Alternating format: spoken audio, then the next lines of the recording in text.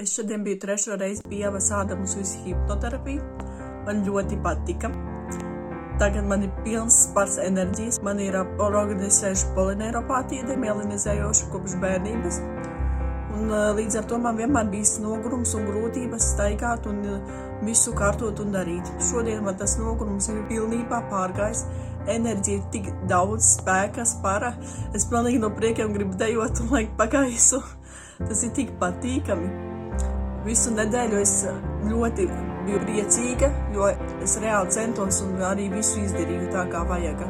Un mana istabā šobrīd pilnīgā kārtībā, un esmu par to tik fantastiski priecīga. Arī jums iesaku iet pie Ievas, jo jums tas varētu arī tiešām palīdzēt, tāpat kā man. Galvenais ir tā ticība, ka Ieva spēs palīdzēt.